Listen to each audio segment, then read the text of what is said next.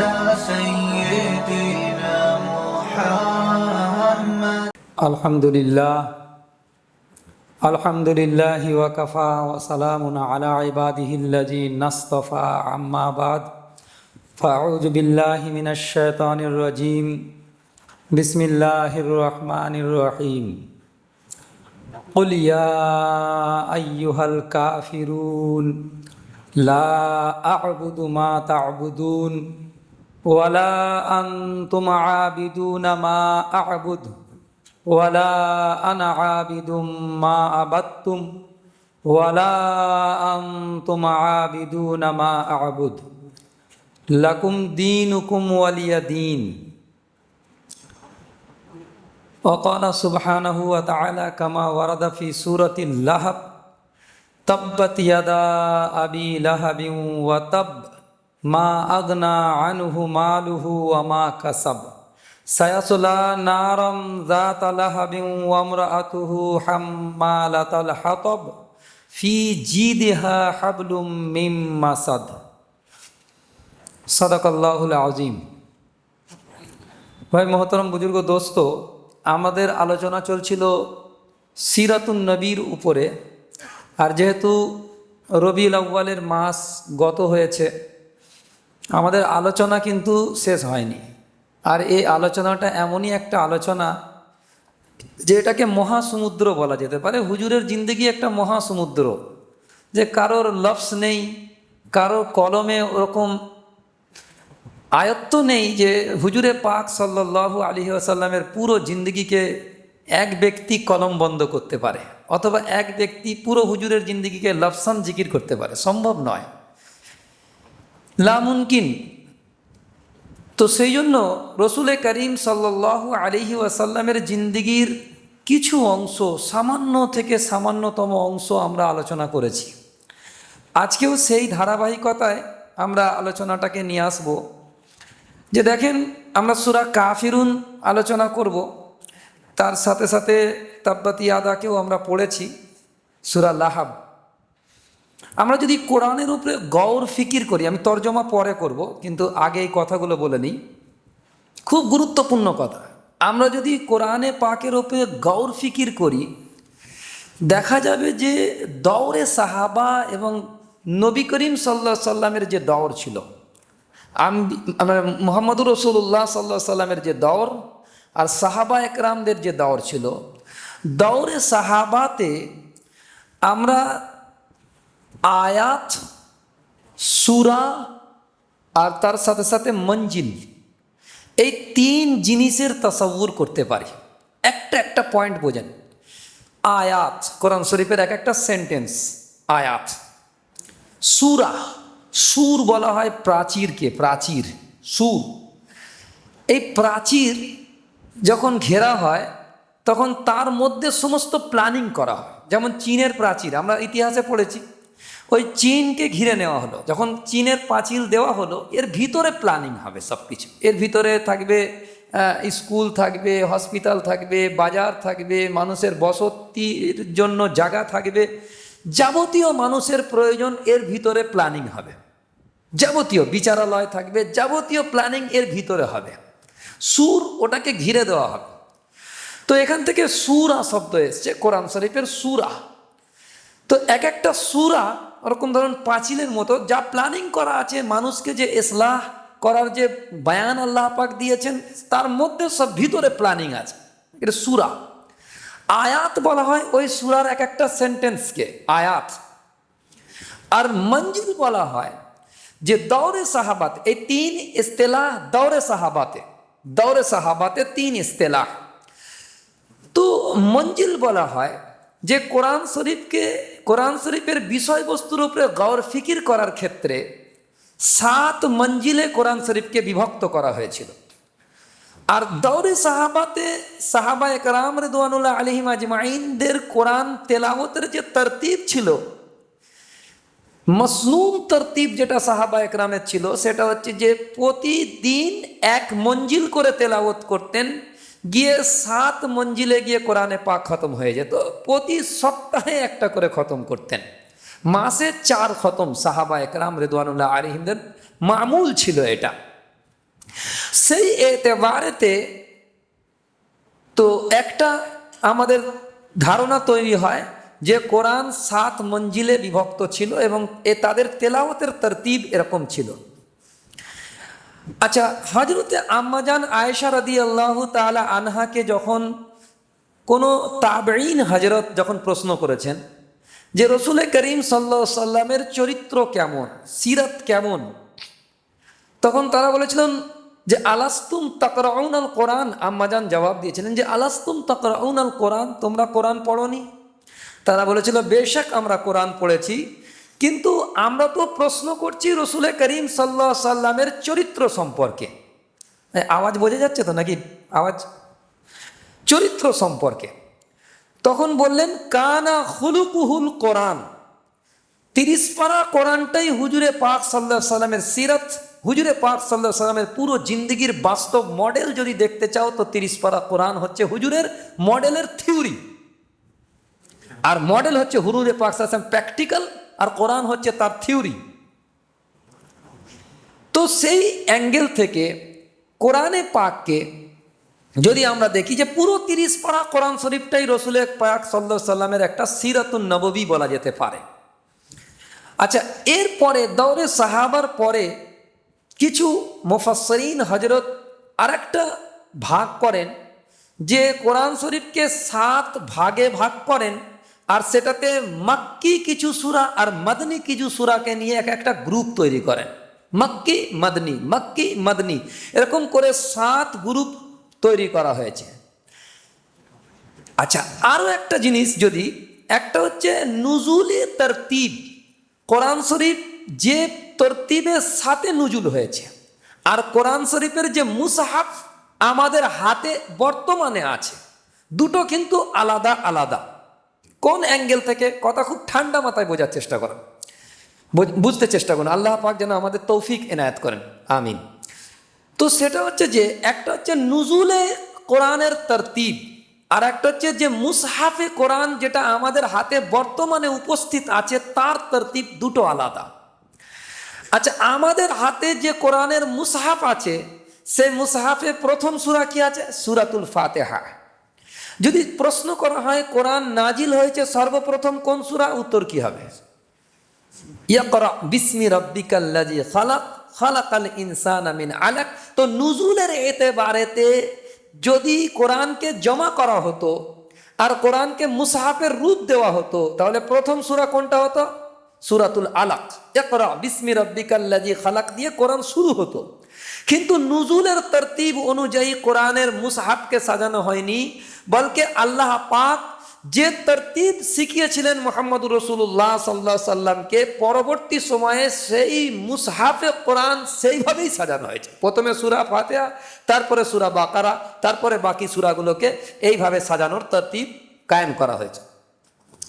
এর সাথে সম্পর্কযুক্ত, যদিও আমি এটা ইলমি কথা তবু বলে দিচ্ছি, মৌলানা মুফতি জারওয়ালি খান সাহেব, পাকিস্তানের বড় মুফতি, তিনি প্রায় 30-32 বছর বুখারী পড়িয়েছেন। বুখারীর হাদিস পুরো মুখস্থ ওনার, এবং হানফিদের ফিকে হানফির ইবারত মুখস্থ ওনার। আল্লাহ পাক ওনাকে অনেক উলুম দিয়েছিলেন ওনাকে। তো তিনি বলছেন, আমি যখন আল ইতকান ফি উলুমিল কোরআন, পৃথিবীর বিখ্যাত হাফেজ জালালউদ্দিন সুয়ুতি রহমাতুল্লাহ আলাইহির লেখা কেতাব আল ইতকান ফি উলুমিল কোরআন 2 খণ্ডে ছেপে বেরিয়েছে। ওই কেতাবের দর্শ দেওয়ার সময় যখন হাফেজ জালালউদ্দিন আস-সুয়ুতি রাহিমাহুল্লাহু তাআলা এইখানে চলে আসলেন যে কোরআনের যে নুজুলের তরতিব আলাদা, আর যেটা কোরআনের মুসহাফের তরতিব এটা আলাদা, আর মুসহাফের তরতিব সাহাবা একরাম মাশওয়ারা করে করেছেন, এটা ওহী নয়, এটা উনি নিজেই লিখেছেন।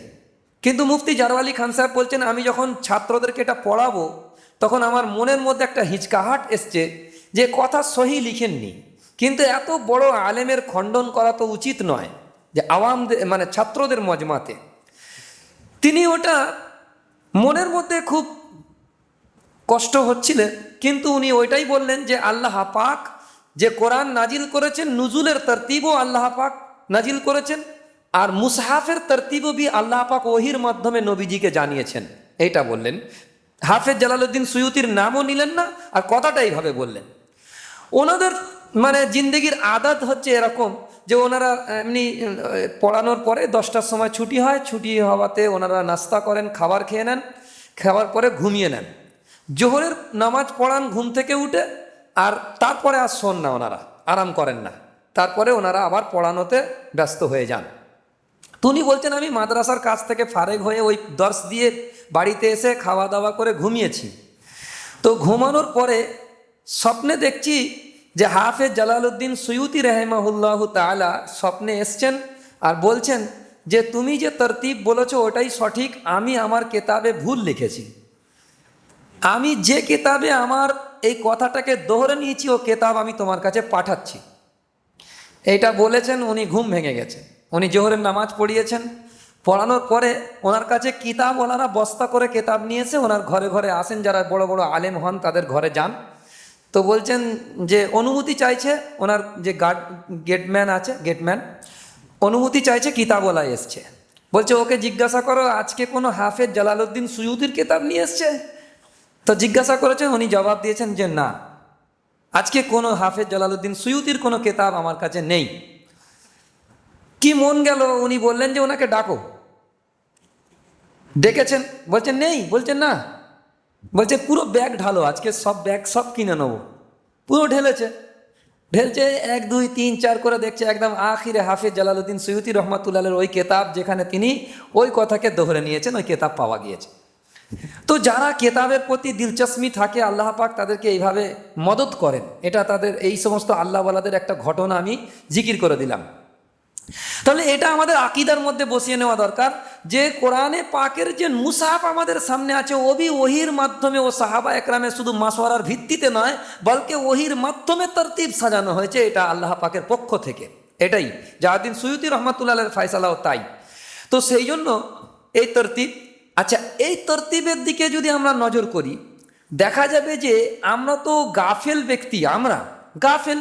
রসুল করিম সাল্লাহ সাল্লামের সিরাত কজন পড়ে? এখানে যদি হাত তুলতে বলা হয় যে কার কার কাছে রসুলের সিরাতের একটা কেতাব আছে, একটা কেতাব আছে, দেখা যাবে হয় 0 হবে, নাহলে 2-1 জনের হাত নামবে যে আমার কাছে আছে, হাত উঠবে যে হ্যাঁ আমার কাছে আছে, নাহলে 0 হয়ে যাবে। কেউ সিরাতের কেতাব আমরা পড়ি না নবীজিকে, অথচ মহাব্বতের দাবিদার বহুত আছে, কিন্তু পড়ি না। সিরাতের কোনো কেতাবের জন্য পয়সা খরচা করিনি, কিনিনি আমরা।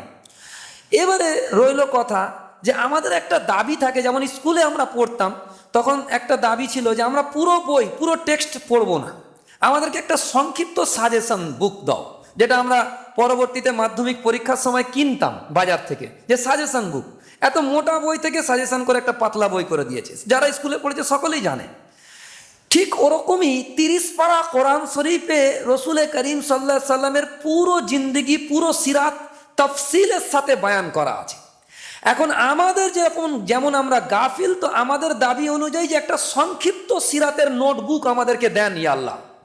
আল্লাহ বলছেন আমি সেই সংক্ষিপ্ত নোটবুক তোমাদের জন্য তৈরি করে রেখে দিয়েছি, যা পড়লে তোমরা সিরাতের একটা পূর্ণাঙ্গ বিষয়ের সংক্ষিপ্ত সার তোমরা জেনে নিতে পারবে।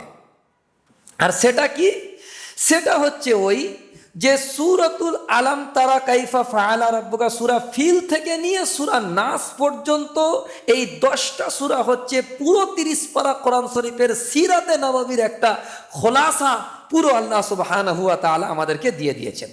আর আমার মনে হয় যতদূর সম্ভব ওই জন্যই আমাদের আসলাফ থেকে এই রেওয়ায়েত মওজুদ আছে, এই আমল মওজুদ আছে যে তারাবিহের নামাজে যখন 30 পারা কোরআন খতম হয়ে যায় তো 2 থেকে 3 দিন আরও তারাবি পড়তে হয়। তখন ইমাম সাহেব যে তারাবি পড়ে ওই 10 সূরাকে 2 বার 10 রাকাতে ধরে ওইটাকে আবার পড়ে নিয়ে তারা তারাবিকে শেষ করে। আর যারা খতম তারাবি পড়তে পারে না তারা সূরা তারাবিতে ওই 10টা সূরাকে 2 বার ধরে 20 রাকাতের তেলাওয়াত করে নেয়, যাতে করে সিরাতে নববী এবং পুরো দিনের যে খোলাসা তার মধ্যে পুরোপুরি এসে যায়। এটাও একটা অ্যাঙ্গেল থেকে বোঝা যাচ্ছে। সেই অ্যাঙ্গেল থেকে আমরা যদি খুব গৌর করি, খুব ভাবি, তাহলে দেখা যাবে যে রসুল করিম সাল্লাল্লাহু আলাইহি সাল্লামের সিরাতে নববী আর তার সাথে দিনের আসাস বলা হয় বুনিয়াদ, যেটাকে বলা হয় ফান্ডামেন্টালি দিন, পুরো বুনিয়াদি দিনের যে কথাটা ওই সূরার মধ্যে এসে গেছে, সূরাতুল ইখলাস আর সূরাতুন নাস, আর তার সাথে সাথে আছে সূরাতুল ফালাক। এই 3 সূরার মধ্যে দ্বীনি দাওয়াতের আসাস এবং ইসলামের মূল বুনিয়াদি উসুলি কথা ওর মধ্যে এসে গিয়েছে। আর 7 সূরাতের মধ্যে পুরো সিরাতে নববীর যে পেহলু এর স্টেপ, এক একটা স্টেপ বাই স্টেপ যে পুরো সিরাতে নববীর যেটা, সেটা এই 7 সূরাতে আল্লাহ সুবহানাহু ওয়া তাআলা বয়ান ফরমে দিয়েছেন সংক্ষিপ্ত সার হিসেবে। এবার আমরা তাজজিয়া করে দেখি যে কি আছে এর মধ্যে। নবীজি সাল্লাল্লাহু আলাইহি ওয়াসাল্লামের সিরাতের আলোচনা, খাস তৌরের উপরে আমাদের যিনি ভিডিও বানান আমাদের শরীফুল ভাই, আমাদের ছোট ভাই, একদম ছোট্ট, আমাদের থেকে অনেক বয়সে ছোট, তো উনি যে বানান, উনি বারবার আমাকে তাকাজা দিচ্ছে যে নবীজির সিরাতের পুরো জিনিসটাকে জন্ম থেকে শুরু করে একদম ইন্তেকাল পর্যন্ত পুরো বয়ানের মধ্যে এসে যান। তো আজকে আমি ওই কথাটাকে পুরো তাজজিয়া করে সামনে নিয়ে আসতে চাইছি ওনার কথা মোতাবেক। সেটা কি, যে প্রথম প্রশ্ন আসবে হুজুরের বেলাদাত, হুজুরের জন্ম কোথায় হয়েছিল, কোন সালে হয়েছিল। এই বিলাদাতের যখন প্রশ্ন আসে হুজুরের সিরাতের সর্বপ্রথম প্রশ্ন এটা, যে বিলাদাত কবে হয়েছিল, কোথায় হয়েছিল। তো ওখানে আলাম তারা কাইফা ফাআলা রাব্বুকা বিআসহাবিল ফিল, তো আমুল ফিল যে কাবা শরীফকে আক্রমণ করেছিল হস্তি বাহিনী নিয়ে, ওই বছরেই হুজুরে পাক সাল্লাল্লাহু তাআলা আলাইহি ওয়াসাল্লামের বিলাদাতের বছর। আলম তারা কাইফা ফাআলা রাব্বুকা বিআসহাবিল ফিল আলাম ইয়াজআল কাইদাহুম ফি তাদলিল ওয়া আরসালা আলাইহিম তায়রান আবাবিল তারমিহিম বিহিজারাতিন মিন সিজ্জিল ফাজআলাহুম কাআসফিম মাকুল। যে এ পুরো যে আল্লাহ পাক যে সূরাতে যে বয়ান করেছেন, ওখান থেকে হুজুরে পাক সাল্লাল্লাহু আলাইহি সাল্লামের বিলাদাতের বছরটাকে পুরো নিঃসন্দেহী করা হচ্ছে। সিরাতের কিতাবের উপরে তাফসিলি কালাম আছে। আর আল্লাহ পাক তার দ্বীনকে হেফাজত কিভাবে করেন, পাখির একটা ঝাঁক এসেছিল আর তাদের ঠোঁটেতে যে পাথর, সেই পাথরগুলোকে ফেলে আল্লাহ পাক হস্তি বাহিনীকে কিভাবে ধ্বংস আর বরবাদ করেছেন, আর আল্লাহ সুবহানাহু ওয়া তাআলা তার ঘরকে কিভাবে কুদরতন হেফাজত করেছেন তার কুদরত দিয়ে, ইয়ে আল্লাহ পাক কোরআনে কোট করে দিয়ে বোঝাতে চাইছেন। দেখো, আমার হাবিব পাক সাল্লাল্লাহু আলাইহি সাল্লাম আসবেন আর তিনি দ্বীনে হক প্রচার করবেন এবং সারা দুনিয়ার নেতৃত্ব কিয়ামত পর্যন্ত হুজুরে পাক সাল্লাল্লাহু আলাইহি সাল্লাম দেবেন। তো এর তার সূচনা হচ্ছে এখান থেকে, সূচনা। এবারে রইল দ্বিতীয় স্টেপে, যখন রসুলে পাক সাল্লাল্লাহু আলাইহি ওয়াসাল্লাম মক্কার সরজমিনে পদার্পণ করলেন, ওনার বিলাদাত হলো, তখন মক্কার যে পরিস্থিতি, তার ভৌগোলিক অবস্থান, তার কালচার কি জিনিসের উপরে ছিল, সেইটার বয়ান করা দরকার। আর দুটো সূরাতে আল্লাহ পাক সংক্ষিপ্ত আকারে পুরো বয়ান সেরে নিয়েছেন ওখানে। যে ওখানে তো দরকার ছিল যেখানে আল্লাহ পাকের ঘর, তার ইবাদত করা, তার ঘরের সম্মান করা, কিন্তু সেই ঘরের মধ্যে 360 মূর্তিকে তারা ঢুকিয়ে দিয়েছিলেন। তাদের যে পাসমাঞ্জার ছিল, পরিস্থিতি সেইখানে ওই রকম ছিল, 360 মূর্তিকে তারা ঢুকিয়েছে ওখানে, আর তার পূজা করতেছে। তাওহীদের খেলাফ কার্যকলাপ হচ্ছে। তো ওখানে আল্লাহ পাক কি বলছেন, লিইলাফে কুরাইশ, পুরো কুরাইশের যে বংশ, লিইলাফে কুরাইশ ইলাফিহিম রিহলাতাশ শিতাই ওয়াস সাইফ। তারপরে শব্দ কি আছে, ফালিয়াবুদু রাব্ব হাযাল বাইত, ইবাদত করো, আনুগত্য করো কার, রব্ব হাযাল বাইত, এই ঘরের মালিকের। কোন ঘর? কাবা ঘর। কাবা ঘরের রবের ইবাদত করো, মালিকের ইবাদত করো। তাহলে যদি ইবাদত তোমরা করো আর 360 মূর্তিকে যদি ছেড়ে দাও আর এক আল্লাহর গোলামি করো, এক আল্লাহর ইবাদতের মধ্যে যদি তোমরা মশগুল হয়ে যাও, তাহলে সেই রব তোমাদেরকে কি ওয়াদা শোনাচ্ছে, ওয়াদা শোনো, রব্ব হাযাল বাইত আল্লাযী আত'আমাহুম মিন জু'ইন ওয়া আমানাহুম মিন খাউফ। ক্ষুধার সময় তিনি তোমাদেরকে খেতে দিবেন, আর ভীতির সময় আল্লাহ তোমাদেরকে নিরাপত্তা দান করবেন। এ পুরো কথাকে খুলে নিয়ে আসছে যে যদি আল্লাহর ইবাদত করো, যদি এই ঘরের রবের ইবাদত করো, এই ঘরের মালিকের ইবাদত করো, তাহলে ক্ষুধার সময় তিনি তোমাদেরকে খেতে দিবেন, আর ভীতির সময় নিরাপত্তা দান করবেন কে? আল্লাহ সুবহানাহু ওয়া তাআলা। সুতরাং এই কথাকে আমাদের দিলেতে বসিয়ে নিতে হবে। ওই ভীতি শুধু ওই সময়ের ভীতি নয়, বলকে আবাহমান কালের সাথে বয়ে যাবে ওই ভীতি, আর মুসলমান আল্লাহর ইবাদত করে সেই ভীতি থেকে আল্লাহর হেফাজতে আসতে পারে শুধুমাত্র আল্লাহর ইবাদতের মাধ্যমে, আল্লাহ পাকের গোলামির মাধ্যমে আল্লাহ পাকের হেফাজতের মধ্যে মুসলমান আসতে পারে। ফালিয়াবুদু রাব্বা হাযাল বাইত আল্লাযী সারাহাতান বলেছেন আল্লাহ পাক, আল্লাযী আতআমাহুম, ক্ষুধার সময় খেতে দেবো, ভুখ লাগলে খেতে দেবো, রিস্কের কোনো চিন্তা তোমাদের নেই। ওমা মিন দাব্বাতিন ফিল আরদ ইল্লা আলাল্লাহি রিজকুহা ওয়া ইয়ালামু মুস্তাকাররাহা মুস্তাওদাহা কুল্লুন ফি কিতাবিম মুবিন। আল্লাহ পাক এলান করেছেন জমিনের উপরে এমন কোনো বিচরণশীল জীব নেই যার রিস্কের জিম্মাদারি আমি নিইনি। আমার ইবাদত করো, হ্যাঁ আমার ঘরের মালিকের, আমি মালিক ওই ঘরের, আমার ইবাদত করো, আমি ক্ষুধার সময় তোমাদেরকে খেতে দেবো। আর যখন তোমাদের ভয় লাগবে, কেউ ডরাবে, কেউ ভীতি প্রদর্শন করবে, নিরাপত্তা আমি তোমাদেরকে দান করবো। আর বেশক আল্লাহ পাক নিরাপত্তা দান করেছিলেন। মক্কাতে যে ভীতি ছিল সেই ভীতির পরিবর্তে আল্লাহ পাক নিরাপত্তা দান করেছিলেন, এবং ফাতে মক্কাতে মক্কাকে বিজয় করে রসুলের পাক সাল্লাল্লাহু আলাইহি সাল্লামের কাছে দিয়েছিলেন, এবং বিজয় তাদের পদচুম্বন করেছিল। যাদেরকে ভীতি দেখানো হয়েছিল, যাদেরকে ভয় দেখানো হয়েছিল, বিজয় তাদেরই পদচুম্বন করেছে এ পুরো পাসমানজার সামনে। আচ্ছা, তাদের আখলাকি পাসমানজার কি ছিল? আখলাকি পাসমানজার মানে চরিত্রিক যে ভিত্তি, দর্শন কি ছিল তাদের ওই সময়কার চারিত্রিক দর্শন কি ছিল? আরাইতাল্লাযী ইউকাযযিবু বিদ্দীন, তারা জাযা আর সাজার দিনকে, এ কথা বুনিয়াদি কথা, আরাইতাল্লাযী ইউকাযযিবু বিদ্দীন, তারা জাযা আর সাজার দিন যেটা ছিল, অর্থাৎ মৃত্যুর পরে যে আল্লাহ পাক যে আমাদেরকে জাযা দেবে ইয়া সাজা দেবে, পুরস্কৃত করবে ইয়া আযাব দেবেন, এই জিনিসটা আল্লাহ সুবহানাহু ওয়া তাআলার এই জিনিসকে তারা অস্বীকার করেছিল, ঝুটলেছিল। আর আরাইতাল্লাযী ইউকাযযিবু বিদ্দীন ফাযালিকাল্লাযী ইয়াদউল ইয়াতীম, ফের এতিমদেরকে সাথে যে তাদের বদসলুকি এ বয়ান করেছে। ফাযালিকাল্লাযী ইয়াদউল ইয়াতীম ওয়া লা ইয়াহুদ্দু আলা তুআমিল মিসকিন, তারা মিসকিনদেরকে খেতে দিত না। এ সমস্ত বয়ান পুরো আসছে যে তাদের পাসমঞ্জর এরকম ছিল, আখলাকি পস্তি গিরা হওয়া ইনসান, তারা সেই জায়গায় পৌঁছে গিয়েছিল। এই দুই কন্ট্রাস্টে দুটো সূরাকে নিয়ে এসছে, একটা হচ্ছে ইবাদতের লাইনে, একটা আখলাকি পাসমঞ্জরের লাইনে, মানুষের সাথে সুলুক, এদের সাথে কি বদসুলুক ছিল তাদের, এই দুটো পাসমঞ্জরকে দুই আয়াতে রসুল করিম সাল্লাল্লাহু আলাইহি সাল্লাম যখন এসেছেন তাদের পাসমঞ্জর বয়ান করা দরকার। তখন সেই জাতির কিরকম জাতি ছিল তাদের ওই পাসমঞ্জরকে বয়ান করা দরকার, সেটা বয়ান করেছে। এর পরের স্টেপে রসুলের সিরাতের বয়ান করতে গিয়ে, সাল্লাল্লাহু আলাইহি ওয়াসাল্লামের সিরাত বয়ান করতে গিয়ে তার পরের স্টেজ আসতেছে হুজুরের মাকাম ও মার্তাবা কি।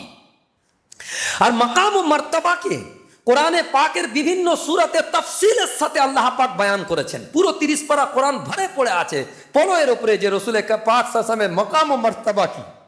আর হাকিকাতে মাকাম ও মার্তাবা রসুলের পাক সাল্লাল্লাহু আলাইহি সাল্লামের তিনি বয়ান করতে পারেন, যিনি হুজুরে পাক সাল্লাল্লাহু আলাইহি সাল্লামের রব ছিলেন, যিনি আমাদের রব, তিনি হাকিকাতে পুরোকে পুরো কামা হাক্কাহু বয়ান করতে পারে রসুলে পাক সাল্লাল্লাহু আলাইহি সাল্লামের মাকাম ও মার্তাবা, সেটা হচ্ছে আমার রব, আর কেউ পারবে না। মানুষের পক্ষে মুমকিন নেই যে পুরো বয়ান করবে। তো কোরআনে বয়ান করেছে, তাফসীলের সাথে আছে, আপনারা দেখবেন। কিন্তু এক লফজের মধ্যে বয়ান করে দাও হুজুরে পাক সাল্লাল্লাহু আলাইহি ওয়াসাল্লামের মাকাম ও মার্তাবা, ইন্না আ'তাইনাকাল কাউসার ফাসাল্লি লিরাব্বিকা ওয়ানহার। ইন্না আ'তাইনাকাল কাউসার, এই এক লফজের মধ্যে तमाम আখলাক কের হুসন, तमाम রসুল করিম সাল্লাল্লাহু আলাইহি ওয়াসাল্লামের ভালাই আর তানার যত রকমের খায়ের আর বারাকাত ছিল পুরো টপকে বয়ান করেছে এই এক আয়াতের মধ্যে, ইন্না আ'তাইনাকাল কাউসার। ফের হুজুরের পাক সাল্লাল্লাহু আলাইহি সাল্লামের উপরে যত বিরোধীরা হুজুরের পাক সাল্লাল্লাহু আলাইহি সাল্লামের উপরে যা বিরোধিতা করেছে, ওখানে এক লফজে আবতার, ফাসাল্লি লিরাব্বিকা ওয়ানহার ইন্না শানিয়াকা হুয়াল আবতার। হুজুরে পাক সাল্লাল্লাহু আলাইহি সাল্লামের যখন ছেলে কাসিম ইন্তেকাল করলো, তখন বলল হুজুরের বংশ শেষ হয়ে গেছে, আবতার, হুজুরের বংশ শেষ হয়ে গেছে, হুজুরের বংশ আর আসবে না। টানা দিতে লাগলো, তামাস্কুর করলো, ইস্তেহজা করলো। হুজুরে পাক সাল্লাল্লাহু আলাইহি সাল্লামের তামাস্কুর, ইস্তেহজা এ সব কিছু লফজ দিয়ে হুজুরকে যখন ইজা পৌঁছালো, আল্লাহ পাক এক শব্দের মধ্যে বলছেন, হুজুরে পাক সাল্লাল্লাহু তাআলা আলাইহি সাল্লামের অবতার নয়, বলকে ওয়ারাফানা লাকা যিকরাক, আমি হুজুরের নামকে গোটা দুনিয়াতে গুঁজে দেবো। পৃথিবীর কারো হিম্মত নেই যে নামকে হাঁটাতে পারে। ইজ্জত সব থেকে পৃথিবীর টপে দিয়ে দেবো আমি। কেউ হুজুরে পাক সাল্লাল্লাহু আলাইহি সাল্লামের নামকে মলিন করতে পারবে না। এই এক লফজের মধ্যে হুজুরে পাক সাল্লাল্লাহু আলাইহি সাল্লামের মাকাম ও মার্তাবাকে আল্লাহ বয়ান করেছেন। ফের রইল কথা যে হুজুরে পাক সাল্লাল্লাহু আলাইহি সাল্লামের সিরাতের এর পরের স্টেপ কি হবে? কশমাকশ, স্ট্রাগল। যখন তৌহিদের দাওয়াত হবে তখন শিরক আর মুশরিকরা বসে থাকবে না, কশমাকশ হবে, স্ট্রাগল হবে। সেই স্ট্রাগলের ডোটুক জবাব দিয়েছে আল্লাহ পাক, কুল ইয়া আইয়ুহাল কাফিরুন লা আবুদু মা তা'বুদুন। এ পুরো ডোটুক জবাব। কেন? এর আখিরে যদি আমরা গৌর করি, লাকুম দীনুকুম ওয়ালিয়া দীন, এর উপরে কিছু সেকুলারিজমের ব্যক্তিত্ব, যারা সমাজতন্ত্রের যারা ব্যক্তিত্ব, তারা বলতে চাইছে তুমি তোমার দিন নিয়ে থাকো, আমি আমার দিন নিয়ে থাকি, এতে কি বিরোধ করার আছে? লা ইকরাহা হাফিদ দিন। ফের কোরআন শরীফের এই দুটো আয়াতকে পেশ করে তারা এটা পেশ করতে চায়, এই মেসেজ দিতে চায় আমাদেরকে যে না, আমাদের তো বাতিলের সাথে অত স্ট্রাগল করার দরকার নেই, তুমি তোমার দিন নিয়ে থাকো, সে আমি আমার দিন নিয়ে থাকো, নিজের শান্তি বজায় রাখো না। এখানে ডোটুক জবাব দিয়েছে। পুরো 30 পারা কোরআন শরীফকে তাজিয়া করে দেখা যাক যে কোথাও ইয়া আইয়ুহাল কাফিরুন নেই। ইয়া আইয়ুহাল কাফিরুন পুরো 30 পারা কোরআন শরীফে নেই। যখন আমরা দাওয়াত ও তাবলীগের কাজ করি তখন যাকে দাওয়াত দিই তার সম্বোধন সব থেকে সফট হয়, নরম হয়, মিষ্টি হয়। কিন্তু কেউ যদি গুনাহগার হয় তো তাকে বলে যায় গুনাহগার এদিকে আয়, ওই বেনামাজি এদিকে আয় না। কিন্তু এটা কখন বলা হয়? কখন বলা হবে? যখন তার উপরে পুরো গোসা ভড়কে যাবে আর তার কোনো ফিরে আসার কোনো ইমকানাত আর দিলের মধ্যে বাকি না থাকবে। তো দোটুক জবাব এরকম। স্বামী স্ত্রীতে ঝগড়া হলে শেষমেশ কি হয়? আর বোঝানোর তরতিব থাকে না, তখন তালাক হয়ে যায়। তালাক শব্দটা কখন? দোটুক জবাব। যাও তুমি আমার থেকে ছেড়ে যাও, আমি তোমার থেকে ছেড়ে যাবো, দোটুক জবাব বলা হয় এটাকে। তা আল্লাহ পাক এখানে দোটুক জবাব দিয়েছেন যে কুল ইয়া আইয়ুহাল কাফিরুন। কারণ যখন হুজুরে পাক সাল্লাল্লাহু আলাইহি ওয়াসাল্লামের যে ইনকিলাবে নববী, যখন একটা তাহরিকের সকলে পুরো চলছে, তখন একটা কশমাকশ হবে। একটা কশমাকশ বলা হয়, যেরকম আমরা উদাহরণ দিলে বুঝতে পারবো যে ফেভিকলের একটা অ্যাড যখন দেওয়া হয় যে একটা হাতি একদিক থেকে টানছে আর একদিক থেকে একটা হাতি টানছে, দুদিক থেকে দুটো মুখে হাতি টানছে, মিডিলে একটা জিনিসকে জুড়ে দেওয়া হয়েছে, একটা বলকে জুড়ে দেওয়া হয়েছে। কশমাকশ, ওদিকে টানছে, এদিকে কুফরের দিকে টানছে, তাওহীদের দিকে টানছে, এটাকে কশমাকশ বলা হয়। এটাকে বলে স্ট্রাগল। তো যখন এই কশমাকশ হচ্ছে তো দোটুক জবাব দিয়ে দিয়েছে আল্লাহ পাক। এখানে কোনো রকমের সমঝোতা করেনি। কুল ইয়া আইয়ুহাল কাফেরেরা শুনে নাও ভালো করে, একদম দোটুক জবাব। এখানে কোনো রকমের সমঝোতার পেহলু এখানে নেই, দোটুক জবাব দিয়ে দিয়েছে। তো এইখান থেকে কশমাকশ যখন হয় তখন নতিজা দুই ধরনের হয়। খুব ভালো করে বুঝবেন, স্টেপকে বোঝেন। কশমাকশ হলে দুটো নতিজা হয়, একটা বিজয়, আর যাদের বিজয় হয়েছে তাদের আনন্দ আর খুশির বয়ান। আর একটা হচ্ছে যারা এর এগেনস্টে ছিল তাওহীদের, তাদেরকে যে হার হয়েছে এবং তাদের যে পরিণতি হয়েছে, এই দুটুক জবাবকে আল্লাহ পাক দুই সূরাতে দুই পেহলুতে বয়ান করেছেন আল্লাহ সুবহানাহু ওয়া তাআলা। কশমাকশের পরেই আছে হয়তো বিজয়, আর বিজয় নয় তো হার। তো বিজয় যদি এসে যায় তো যাদের হার হয়েছে তাদের পরিণতি বয়ান করা হবে, যাদের বিজয় হয়েছে তাদের পরিণতি বয়ান করা হবে। দেখেন দুটো সূরাতে রাসূল পাক সাল্লাল্লাহু আলাইহি ওয়াসাল্লামের ওই সিরাতের পেহলুকে কিভাবে নিয়ে এসেছেন। যে কি আছে, ইজা জা নাসরুল্লাহি ওয়াল ফাত ওয়া রাআইতান নাসা ইয়াদখুলুনা ফি দীনিল্লাহি আফওয়াজা। অর্থাৎ আল্লাহ সুবহানাহু ওয়া তাআলা এটা বলতে চাইছে যে দ্বীনের গলবা আর দ্বীনের বিজয় এমন ভাবে হয়েছে, দলকে দল আর গোত্রকে গোত্র ইসলামের ছায়াতলে দাখিল হতে শুরু করেছে। এই বিজয়ের পেহলু বয়ান করেছে। আর যারা সব থেকে বড় হুজুরে পাক সাল্লাল্লাহু আলাইহি সাল্লামের এগেনস্টে যে কাজ করে গিয়েছে, শিরকের হয়ে আল্লাহ পাকের বিরুদ্ধবাদী হয়ে যারা কাজ করেছে, আবু লাহাব বড় নেতৃত্ব দিয়েছে মক্কা শরীফে। তো সেই নেতৃত্বের যে হাল হয়েছে, তাব্বাত ইয়াদা আবি লাহাবি ওয়া তাব মা আগনা আনহু মালুহু ওয়া মা কাসাব আবু লাহাবের হাত আর তার স্ত্রী সমেত ধ্বংস হয়ে যাক, এই আল্লাহ সুবহানাহু ওয়া তাআলা দুটুক জবাব এখানে দিয়ে দিয়েছে। যে পুরো স্টেপকে দেখেন, এই পর পর 7টা সূরা আসলো যে রসুল করিম সাল্লাল্লাহু আলাইহি সাল্লামের ইনকিলাবে নববী, জন্ম থেকে বিলাদাত থেকে নিয়ে ইনকিলাবে নববীর প্রসেস আর স্টেপ, আর তার সাথে সাথে তার বিজয়, আর তার সাথে সাথে তার কশমাকশ আর স্ট্রাগল, আর তার সাথে বিজয়, আর যারা হুজুরে পাক সাল্লাল্লাহু আলাইহি সাল্লামের এগেনস্টে এসেছিলেন তাদেরকে কিভাবে আল্লাহ পাক ধ্বংস আর বরবাদ করেছেন, ये পুরো নকশা খিঁচেছে এই 7 সূরার মধ্যে সিরাতে নববীর। এবারে পুরো ইসলামের লুব্বে লুবাব আর পুরো ইসলামের আসাস যেটা, সেটা হচ্ছে এই যে পুরো ইসলামের আসাস হচ্ছে তৌহিদ, আল্লাহ পাকের একত্ববাদ। আল্লাহ পাক তার পরের সূরাতে বলছে কুল হু আল্লাহু আহাদ আল্লাহুস সামাদ লাম ইয়ালিদ ওয়া লাম ইউলাদ ওয়া লাম ইয়াকুল লাহু কুফুয়ান আহাদ।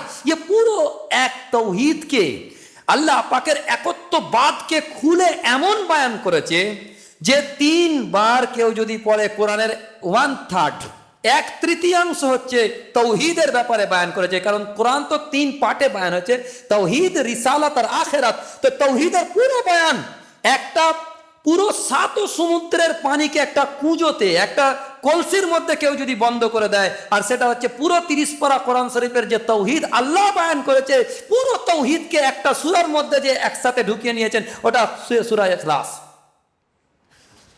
এবারে মৌলিক বিষয়বস্তুর দিক থেকে যদি আমরা দেখি, মৌলিকত্বের দিক থেকে, সেটা হচ্ছে যে মৌলিকত্বের দিক থেকে আমরা দেখব যে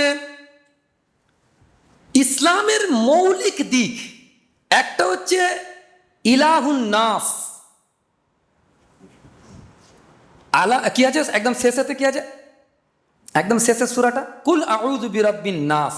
এখানে রাব্বিন নাস, মালিকিন নাস, মালিকিন নাস, ইলাহিন নাস, এই 3 শব্দ, ইলাহিন নাস, মালিকিন নাস আর রব্বুন নাস। এই রব্বুন নাস, এই সবটা যে কথা, 3টে কথা এসছে, ইলাহ, রব, মালিক, এই 3 শব্দতে এসেছে। এখানে তৌহিদের বিপরীত বা তৌহিদের খোলাসাকে বয়ান করা হচ্ছে। ফের কুল আউযু বিরাব্বিল ফালাক মিন শাররি মা খালাক ওয়া মিন শাররি গাসিকিন ইযা ওয়াকাব। এখানে দ্বীনের লুব্বে লুবাবকে বয়ান করা হচ্ছে, পুরো দ্বীনের খোলাসা বয়ান করা হচ্ছে। এবারে আমরা যদি তাজিয়া করি এই 10 সূরার মধ্যে, আজকে অনেক কিছু বলার ছিল কিন্তু সময় মাত্র 4 মিনিট, তো সেটা আমরা যদি ভাবি যে পুরো ইসলামের দ্বীনের যে ইস্তেলাহ বলা হয় পরিভাষাকে, পরিভাষাকে আরবিতে বলা হয় ইস্তেলাহ। 4 ইস্তেলাহ হচ্ছে সব থেকে বুনিয়াদি ইস্তেলাহ। বুনিয়াদি শব্দটা তো আপনারা বুঝতে পারছেন, এটা বাংলা ভাষা। বুনিয়াদি, একদম বুনিয়াদি ইস্তেলাহ পরিভাষা হচ্ছে ইসলামের 4। একটা হচ্ছে ইলাহ, একটা হচ্ছে রব, আর একটা হচ্ছে দ্বীন, আর একটা হচ্ছে ইবাদত। ফের একবার গোনাচ্ছি, ইলাহ, রব, দ্বীন, ইবাদত। ইলাহ, রব, দ্বীন, ইবাদত। এবারে দেখেন, যদি গৌর ফিকির করা হয়, তাদাব্বুরে কোরআন, কোরআনের উপরে তাদাব্বুর ও তাফাক্কুর যদি করা হয়, তো তাদাব্বুরে কোরআনের এতেবারেতে যদি গৌর ফিকির করা হয়, তাহলে আমরা দেখতে পারবো যে এই 4 ইস্তেলাহ কসরতের সাথে এই 10 সূরার মধ্যে আল্লাহ সুবহানাহু ওয়া তাআলা নাজিল ফরমে দিয়েছেন।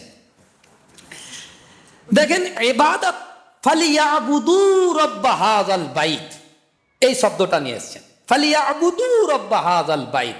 আচ্ছা, রব শব্দ भी এসেছে কেন? রব শব্দ কোরআনের মধ্যে এসেছে, দেখেন, আলহামদুলিল্লাহি রাব্বিল আলামিন। ফের কুল আউযু বিরাব্বিন নাস, কুল আউযু বিরাব্বিল ফালাক। তো রব শব্দ এসেছে, ইলাহ শব্দ এসেছে। এরপরে আর দ্বীন, লাকুম দীনুকুম ওয়ালিয়া দ্বীন, একটা দ্বীন, দ্বীনে মালিক, একটা দ্বীন, দ্বীনে মালিক, আর একটা দ্বীন হচ্ছে দ্বীনুল্লাহ, আর একটা হচ্ছে দ্বীনে বাতিল। 3 দ্বীন বয়ান করা হয়েছে। তো এখানে 3 দ্বীনকে একসাথে কভার করেছে, লাকুম দীনুকুম ওয়ালিয়া দ্বীন, দ্বীন শব্দ নিয়ে এসছে। আর দ্বীনুল্লাহ, ইযা জাআ নাসরুল্লাহি ওয়াল ফাত ওয়া রাআইতান নাসা ইয়াদখুলুনা ফি দীনিল্লাহ, আল্লাহর দ্বীন। আর দ্বীনুল মালিক, সূরা ইউসুফে বয়ান করা হয়েছে। যার মুতলাকে আলা, হাকিমে মুতলাক আর মুক্তাদিরে আলা, এ কোনো মানুষের তাহাতে থাকবে আর তিনি তৈরি করবেন কোনো সেই আইনের তাহাতে পুরো দেশ চলবে। দিনুল মালিক আর দিনুল্লাহ, এখানে দিনুল্লাহতে থাকবে মুক্তাদিরে মুতলাক, হাকিমে মুতলাক আর মুক্তাদিরে আলা আল্লাহ সুবহানাহু ওয়া তাআলা। একচ্ছত্র মালিকানা, পুরো ক্ষমতা আল্লাহ পাকের হাতে, পুরো ফরেনটি আল্লাহ পাকের হাতে। ये दीन अल्लाह আর দীনে বাতিল জমহুরিয়াত। এই দীনে বাতিল আর দীনুল্লাহ আর দীনুল মালিক, এ তিনকে এখানে নিয়ে এসছে। ইলাহ, রব আর ইবাদত, ये চার ইস্তেলাহ के চার বুনিয়াদি পরিভাষাকে এই 10 সূরার মধ্যে আল্লাহ সুবহানাহু ওয়া তাআলা জিকির করেছেন। এরপর আর একটা কথা, যে কুল ইয়া আইয়ুহাল কাফিরুন, পুরো 30 পারা কোরআন শরীফের মধ্যে একটা মুনফারিদ আন্দাজে কথা বলছে, ইয়া আইয়ুহাল কাফিরুন, বলো হে কাফেরেরা। এখানে কাফেরের 3 মানে হতে পারে। কুফারের নিয়ামত, কুফরানে নিয়ামত, ওই কোরআন শরীফের আয়াতের মধ্যে এসছে যে কোরআন, যে আল্লাহ পাকের নিয়ামতের, লাইন শাকারতুম লাযিদান্নাকুম ওয়ালাইন কাফারতুম, এখানে কাফার শব্দটা এসছে। আর অন্য জায়গায় একটা শব্দ এসছে যে ইলামু আন্নামাল হায়াতুদ দুনিয়া লাইবু ওয়া লাহু ওয়া যিনাতু ওয়া তাফাখুরুম বাইনাকুম ওয়া তাকাসুরুন ফিল আমওয়ালি ওয়াল আওলাদ কামাসালি গায়সিন আজাবাল কুফারা নাবাতুহু, এখানে কুফার শব্দটাকে নিয়ে আসছেন। কুফারা নাবাতুহু, এখানে কুফার মানে কি? কোনো জিনিসকে ছুপিয়ে দেওয়া, লুকিয়ে দেওয়া। মানে চাষিরা তার বীজকে মাটির মধ্যে যখন লুকিয়ে দেয়, তখন নাবাতুহু আল্লাহ পাক ওখান থেকে নাবাতাত অর্থাৎ গাছালি আল্লাহ পাক বের করেন যখন চাষি বীজকে মাটির মধ্যে ছুপিয়ে দেয়। আর কুফরানে নিয়ামত, লাইন শাকারতুম লাইন শাকারতুম লাযিদান্নাকুম লাইন কাফারতুম, কুফারে নিয়ামত, আমাকে কেউ উপকার করেছে কিন্তু আমি সেই উপকারটাকে স্বীকার করছি না, ছুপিয়ে দিচ্ছি, লুকিয়ে দিচ্ছি, দাবিয়ে দিচ্ছি। এই অ্যাঙ্গেল থেকে কাফের বলা হয় যে আল্লাহ সুবহানাহু ওয়া তাআলা তবিয়ত সুদা হর ইনসানকে पैदाइशी তরের উপরে ইমানের নিয়ামত দিয়ে পাঠিয়েছেন, এর ফিচার্স দিয়ে পাঠিয়েছেন, মানে ডরমেন্ট ইমান দিয়ে পাঠিয়েছেন, কিন্তু ওপর থেকে সেই নিয়ামতকে যে কুফর করে, ছুপিয়ে দেয়, দিলের মধ্যে দাবিয়ে রাখে, ওকে স্বীকার করতে চায় না, এ বি কুফার এর মানে আছে। ইনশাআল্লাহ তাআলা আজকে যে কথাগুলো বলার ছিল পুরো কথা পুরো করতে পারলাম না, আল্লাহ পাক চাইলে বাঁচিয়ে রাখলে ইনশাআল্লাহ আগামী সপ্তাহে হবে। আর একটা কথা আপনাদের সামনে এলানান বলে দিই, সেটা হচ্ছে এই যে 8ই অক্টোবর ইনশাআল্লাহ তাআলা 8ই অক্টোবর শরৎ সদনে যে হুফাজে কোরআনদের যে প্রতিযোগিতা হয়, হ্যাঁ, সে ফাইনাল রাউন্ডের প্রতিযোগিতা 8ই অক্টোবর ইনশাআল্লাহ সকাল 9টা থেকে শুরু হবে, 1:30টার মধ্যে শেষ হয়ে যাবে। ঠিক আছে, খাওয়া দাওয়ার ইন্তজামও ওখানে আছে আলহামদুলিল্লাহ। হ্যাঁ, আর আমাদের মুরসালিন ভাই বুক করেছে, ওখানে বুক করিয়ে দিয়েছেন। তো মুফতি মমতাজ ভাই আমাদেরকে মেসেজ করেছে যেটা যেন এলান করে দেয়, যারা যারা টিকিট নিতে চায় মৌলানা সাহেবের সাথে যোগাযোগ করবেন। টিকিট 300 টাকা করে এক একজনের পার হেড ইনশাআল্লাহ তাআলা। আমরা প্রত্যেকে যাওয়ার চেষ্টা করব।